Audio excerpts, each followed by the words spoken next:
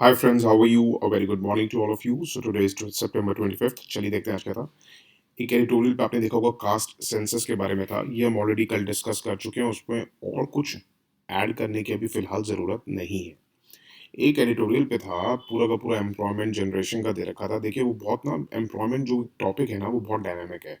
तो आप उसके ऊपर ना, जब भी कभी एग्जाम से पहले, जब आपका मेंस हो उससे पहले जब आता है ना, ये एम्प्लॉयमेंट के ऊपर बहुत टाइम आते रहते हैं, काफ़ी कुछ आता रहता है। तब उसके जो कंसोलिडेटेड नोट्स होते हैं वो तब बनाए जाते हैं। अभी एक बार का देख के इसके फिलहाल नोट्स मत बनाइएगा। मगर बट उसमें एक बहुत अच्छा पॉइंट था। तो वो हमने उसका जो निकल सकता था अच्छा अच्छा क्रक्स, वो हमने निकाल लिया है कि क्या फ़र्क पड़ता है कि जब बड़ी एफडीआई जो हमारे हिंदुस्तान में लगी हो, अगर वो निकल जाती है। जैसे हमने अभी फिलहाल देखा है कि फोर्ड के केस में, फोर्ड आपको पता है गाड़ी बंद करके जा रहे हैं यहाँ से, या सिटी बैंक ने बोल दिया कि मैं एग्जिट कर रहा हूँ इंडिया को। तो उनका क्या इफेक्ट पड़ता है, उस आर्टिकल में सबसे अच्छा पॉइंट ही वही था। तो उसमें से जो निकल सकता था वो हमने निकाला है कि देखिए कि एग्जिट जो करती हैं हाई प्रोफाइल ग्लोबल फर्म्स, वो अफेक्ट करती है एम्प्लॉयमेंट जनरेशन दो तरीकों से। क्या होते हैं, क्या क्या इसकी अप्रेंशंस होती हैं। कहते हैं एक तो ये, कोई भी अगर पोटेंशियल इन्वेस्टर है, अगर सपोज करिए कोई ऐसा इन्वेस्टर है जो सोच रहा है इंडिया में इन्वेस्ट करने की, या अगर सपोज करिए कि किसी ने इंडिया में इन्वेस्ट कर रखा है और वो स्केल अप करना चाह रहा है, अपनी प्रोडक्शन बढ़ाना चाह रहा है, तो वो क्या करता है ऐसे हालातों में, वो wait and watch policy approach जो है वो करता है, अप्रोच करता है। तो वेट एंड वॉच करने से क्या होता है, वो हमारी प्राइवेट इन्वेस्टमेंट को अफेक्ट करती है। चाहे इकोनॉमी हमारी कितनी ही हमारे को टैग मिला हो कि इन्वेस्टमेंट फ्रेंडली है, इंडिया को तो वैसे ही नहीं मिला हुआ, तब भी अगर किसी कंट्री को ये भी मिला हो ना कि this is very investor friendly country, तब भी उसको अफेक्ट करता है। क्योंकि सब जो इन्वेस्टर्स होते हैं, नए इन्वेस्टर्स, वो ये सोचते हैं कि भैया जब पुराने वाले जा रहे हैं तो क्या पता कोई प्रॉब्लम हो, तो वो वेट एंड वॉच पॉलिसी अपनाते हैं। तो उस वजह से क्या होता है, प्राइवेट इन्वेस्टमेंट्स में डाउन टर्न आता है। That leads to slower employment growth. दूसरा क्या होता है कि आपको पता है, जब कोई भी यूनिट उठ के जाएगी, या कोई भी एफडीआई का अगर सपोज करिए प्रोडक्शन में लगी हुई है, या अगर हम सिटी बैंक की बात करें तो उसमें भी 4-5 हज़ार आदमी काम कर रहे थे। उससे क्या होता है, डिस्ट्रक्शन होता है जॉब्स का। क्यों? क्योंकि जो जब जब वो चले जाएंगे तो लोग जो वहाँ काम कर रहे होंगे वो बेरोजगार हो जाएंगे। अब उसमें क्या होता है, एक सडन रिलीज होता है मार्केट के अंदर हाई स्किल्ड वर्कर्स का, क्योंकि वहाँ जो काम कर रहे थे काफ़ी टाइम से, they are now high skilled. तो एकदम से रिलीज होती है हाई स्किल्ड वर्कर्स। उससे क्या होता है कि जो न्यू एंट्रेंट्स होते हैं ना मार्केट में, देखिए सपोज करिए एक मार्केट के अंदर एकदम से हाई स्किल्ड वर्कर्स की इनफ्लो हो गई है। अब उस मार्केट में जो बेचारे नए नए अभी स्किलफुल हुए थे, या नए नए अभी जिन्होंने पढ़ाई करके निकले थे, या अपनी स्किल ट्रेनिंग करके निकले थे, उनको क्या होता है कि उनको जब मार्केट में इतनी ज़्यादा अच्छी अपॉर्चुनिटीज़ किसी को मिल रही होंगी एम्प्लॉयर को, तो वो कहेगा यार मुझे हाई स्किल्ड वर्कर अगर 1 लाख में मिल रहा है, चलो आपने अभी स्किल्स गेन किए हैं तो मैं आपको 50 हज़ार दूंगा। पहले चाहे उसको 1 लाख रुपए देता, मगर अब वो उसको 50 हज़ार देगा। तो उसमें क्या है कि लेवलिंग डाउन हो जाता है वेजेस का। ठीक है। उसके बाद दूसरा पॉइंट क्या आता है कि उसके बाद लो स्किल वर्कर्स का ना बहुत ज़्यादा इन्फ्लक्स हो जाता है। क्योंकि क्या होता है कि हाई स्किल वर्कर्स तो निकलते ही निकलते हैं, अब लो स्किल वर्कर्स भी निकलते हैं। अब लो स्किल वर्कर्स हो सकता है वो सेम सेक्टर में, अगर सपोज करिए ऑटोमोबाइल सेक्टर में लो स्किल वर्कर्स निकले हैं, तो ज़रूरी नहीं कि ऑटोमोबाइल सेक्टर जो है सारे लो स्किल वर्कर्स को अपना लेगा। ठीक है, एब्जॉर्ब कर लेगा। अब वो उसमें नहीं कर पाएँगे तो वो दूसरी जगह अप्रोच आएँगे, दूसरे सेक्टर्स में किसी और इंडस्ट्री में जाएँगे, या फार्म सेक्टर में जाएँगे, या कंस्ट्रक्शन सेक्टर में जाएँगे। उस वजह से क्या होता है, अनएम्प्लॉयमेंट प्रॉब्लम बढ़ जाती है। यहाँ पे हमारा सॉल्यूशन ये है कि हमें डोमेस्टिक कैपिटल फॉर्मेशन करनी चाहिए, क्योंकि वो बेचारा जाएगा भी तो कहाँ जाएगा ना। तो डोमेस्टिक कैपिटल फॉर्मेशन करनी चाहिए और प्राइवेट इन्वेस्टमेंट को स्टेप इन करना चाहिए इस टाइम। ठीक है? उसके बाद एक एडिटोरियल में बहुत अच्छा आया हुआ था कि ऑकस का तो हम ऑलरेडी देख चुके हैं। प्लीज़ ऑकस को रेफर कर लीजिएगा।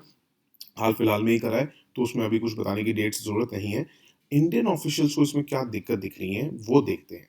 कहते हैं कि इससे क्या होगा कि एक तो ना, इंडिया को एप्रीहेंशन क्या है कि इस वजह से क्राउडिंग हो जाएगी न्यूक्लियर अटैक सबमरीन्स की ईस्टर्न इंडियन ओशन में।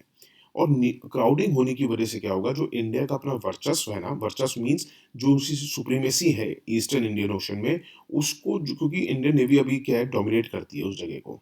और ऐसे न्यूक्लियर अटैक सबमरीन्स जब अगर ऑस्ट्रेलिया को भी दे दी जाएगी, और इतना ज़्यादा अप्रेंसिव होके यूएस भी वहाँ आ रहा है, तो इंडिया को लगता है कि कहीं ना कहीं जो मेरी डोमिनेशन है वो ख़त्म हो जाएगी। ठीक है। और क्योंकि हमारी वैसे भी अंडर वाटर कैपेबिलिटी जो है श्रिंक हो रही है, सारा पढ़ते हैं, अभी देखिएगा कैसे बनाना है आपने। फिर हम कहेंगे कि इंडिया ने जो प्लान किया था कि हम न्यूक्लियर अटैक सबमरीन्स बनाएंगे, तो उसमें कभी कोई भी हेल्प नहीं मिली है हमें यूएस से। यूएस ने कोई भी हमें न्यूक्लियर सबमरीन टेक्नोलॉजी की हेल्प देने से, शेयर करने से मना कर दिया था। उन्होंने अपने क्लोज़ेस्ट एलीज़ को भी ये टेक्नोलॉजी नहीं दी एक्सेप्ट ऑस्ट्रेलिया, चाहे पहले यूके को दी थी। मगर हमें ये दिक्कत लग रही है कि जो वॉशिंगटन जो है, जो इतना कैनबरा ऑस्ट्रेलिया को अगर हेल्प करेगा टेक्नोलॉजी में बिल्ड करने में न्यूक्लियर सबमरीन्स, तो ऑस्ट्रेलिया क्या होगा कि nuclear submarines eastern Indian ocean में ज़्यादा से ज़्यादा लाएगा। उससे क्या होगा कि इंडिया अपनी वहाँ पे खड़ी करने से पहले ही पता चलेगा कि ऑस्ट्रेलिया वहाँ खड़ी कर चुका है, तो जो वर्चस्व या जो सुप्रीमेसी हमारी थी, वो खो जाएगी। ठीक है?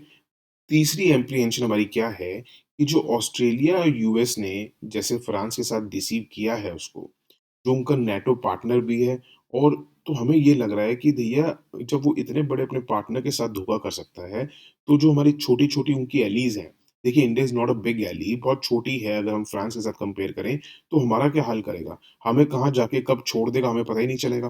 तो इस वजह से ना दिल्ली वंडर कर रहा है, एक वंडर ये भी कर रहा है कि जब यूएस ने एक पार्टनर जो, क्योंकि हम क्वाड को बहुत सीरियसली ले रहे थे, क्वाड के टाइज़ को बहुत सीरियसली ले रहे हैं, तो हम सोच रहे हैं कि यूएस जब एक पार्टनर के साथ कर सकता है, तो दूसरे पार्टनर के साथ क्यों नहीं कर सकता? क्योंकि हमें जब डीपनिंग होने लगी क्वाड टाइज़ की, तो इंडिया में कई लोग होपफुल थे कि यूएस जो है, हमारी इंडियन नेवी को हेल्प करेगा न्यूक्लियर सबमरीन प्रोपल्शन टेक्नोलॉजी के साथ। मगर ऑस्ट्रेलिया के साथ डील करने के बाद उसने साफ-साफ कह दिया ये वन ऑफ था, मतलब हमने एक ही बार करना था, तो उससे जो इंडियन एक्सपेक्टेशंस हैं, वो अब खत्म हो गई हैं। हमारे कोई एक्सपेक्टेशन नहीं है कि यूएस हमारे को नियर फ्यूचर में कभी कोई हेल्प करेगा। क्योंकि अब इंडिया की बात करी जाए, तो इंडिया जो अपने रिलाय करता है, रशिया पे करता है न्यूक्लियर सबमरीन टेक्नोलॉजी के। चाहे वो कंस्ट्रक्शन हो न्यूक्लियर, जो इंडिया की फर्स्ट न्यूक्लियर सबमरीन है अरिहंत, चाहे हमारी एक्विजिशन हो ऑफ न्यूक्लियर अटैक सबमरीन, हम हमेशा रिलाय करते आए हैं रशिया पे। इंडिया का जो नेवी का इंडिजिनस सबमरीन्स न्यूक्लियर जो ये प्रोग्राम भी है, हमारे को उसके लिए ज़रूरत है न्यूक्लियर रिएक्टर जो मोर पावरफुल हो, जो ऑलरेडी अरिहंत में इंस्टॉल्ड है। वो non war wide fighting platform है बेसिकली। तो हमें जो न्यूक्लियर रिएक्टर चाहिए, हमें मोर पावरफुल चाहिए। अब हमारे पास कुछ व्यूज़ ऐसे हैं, कोई एक व्यू कहता है कि हमारे को दिल्ली को, मतलब इंडिया को, अब ये अपॉर्च्युनिटी सीज़ कर लेनी चाहिए कि अब हम सीधा-सीधा फ्रांस के पास जाएँ कि तू अपनी न्यूक्लियर प्रोपल्शन टेक्नोलॉजी दे दे। क्योंकि वो वैसे ही खिंचा बैठा है यूएस से और ऑस्ट्रेलिया से कि उसने उनको धोखे में रखा। तो अब हमारा एक अप्रोच हो सकता है कि भैया हम फ्रांस के पास जाएँ कि भैया चल तू अपनी टेक्नोलॉजी दे दे। बट इसमें प्रॉब्लम क्या है कि फ्रांस, यूएस, यूके, ऑस्ट्रेलिया, ये हमारे इंडिया के क्लोज़ेस्ट पार्टनर्स रहे हैं, और इंडिया ये अभी इस सिचुएशन पे ऐसी ऑकवर्डनेस नहीं शो कर सकता कि वो एक एली को सपोर्ट करे और दूसरी एली को छोड़ दे। तो ये भी एप्रीहेंशन्स रहती हैं। दोस्ती यारी नहीं है, ये बहुत बड़ी-बड़ी कंट्रीज़ का मामला है, तो ऐसा भी नहीं कर सकते कि हम एक को फ़ेवर कर दें और एक को बिल्कुल छोड़ दें। तो हमें थोड़ा-सा तालमेल बिठा के रखना पड़ेगा, ठीक है?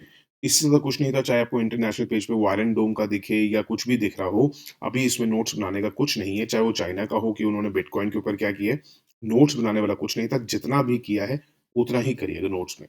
That's it for today. Thank you so much for listening and have a good day. Bye. Take care. God bless you all.